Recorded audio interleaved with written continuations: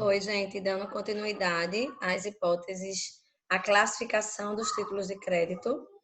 Nós temos a classificação quanto à forma de transferência, ou seja, como este título ele passa de uma pessoa para outra, tá? E aí ele pode ser de duas maneiras: um título nominal ou um título ao portador.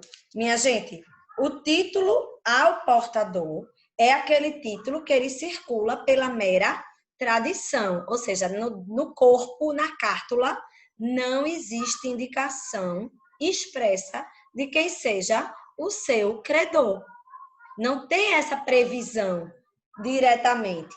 Então, ele vai poder ser exigido, ser executado por quem detenha a posse legítima daquele título.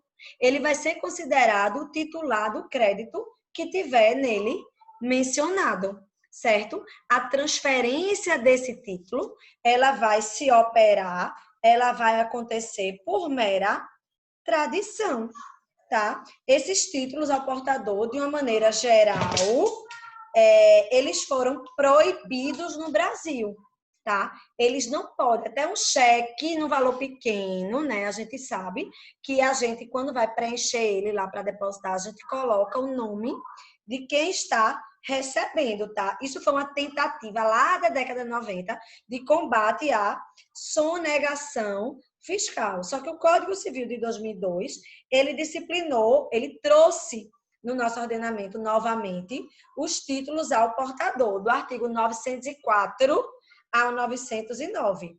E o próprio legislador lá do Código Civil, ele disse que é nulo o título ao portador emitido sem autorização de lei especial, ou seja, ele regulamentou, mas lá a partir do 904, mas lá no 907, já no finalzinho, ele disse que precisa haver uma lei autorizando a emissão de um título ao portador aqui no Brasil. Já o título nominal, deixa eu botar para apresentar, né? Já o título nominal, ele traz a previsão expressa de quem seja o seu titular. E aí, essa identificação, ela exige que, caso haja uma transferência posterior do título, que a gente já viu que é perfeitamente lícita, perfeitamente legal, ela precisa ter também um ato formal operando essa transferência. Esse ato formal ele vai acontecer de duas maneiras. Se o título ele for um título à ordem, ele vai ser realizada essa transferência através de um endosso. A gente vai estudar com calma na próxima semana como ocorre esse endosso. Já o título nominal não à ordem, ele vai ser transferido através de uma cessão civil, tá? Veja, um título nominal não à ordem, ele necessita de outros documentos representativos da dívida, que não se enquadram na definição que nós temos de títulos de crédito, tá? Então, ele vai se submeter aos dispositivos do Código Civil referente aos títulos inominados, bem como ele vai se submeter ao regime jurídico civil, não necessariamente o regime jurídico empresarial, tá certo? Ele vai ocorrer através de uma cessão civil. Veja, em regra, os títulos de créditos nominados, ou seja, letra de câmbio, nota promissória, cheque, duplicata, eles são títulos nominais à ordem. Ou seja, eles devem ser emitidos, eles vão ser emitidos com a indicação expressa, com o nome, CPF, com os dados pessoais do credor, certo? Os títulos, uma terceira classificação, é quanto ao modelo. Quanto ao modelo, ele pode ser um título de modelo livre, ou seja, a lei ela não trouxe uma padronização obrigatória de como deve ser aquele título. E os exemplos clássicos de títulos sem forma pré-estabelecida é a letra de câmbio e a nota promissória, ou seja, eu vou pegar um A4, eu vou colocar em cima nota promissória, eu vou trazer os dados daquela dívida, e aí aquilo ali vai ser uma nota promissória. Um cheque, diferentemente, ele tem um modelo pré-determinado, um modelo que vincula. Obrigatoriamente, se eu quiser fazer um cheque, eu vou ter que fazer a forma prescrita em lei. Então, são exemplos de títulos de modelo vinculado, modelo pré-determinado, a duplicata e o cheque. A duplicata, eu não sei se é mais, mas ele antigamente você conseguia comprar até em livraria, você comprava um modelo de uma nota duplicata, né? Veja, a duplicata, ela prevê no artigo 27 da lei própria, da lei das duplicatas, que é a 5478/68, tá? Ela deve ser emitida segundo as normas do Conselho Monetário Nacional, tá?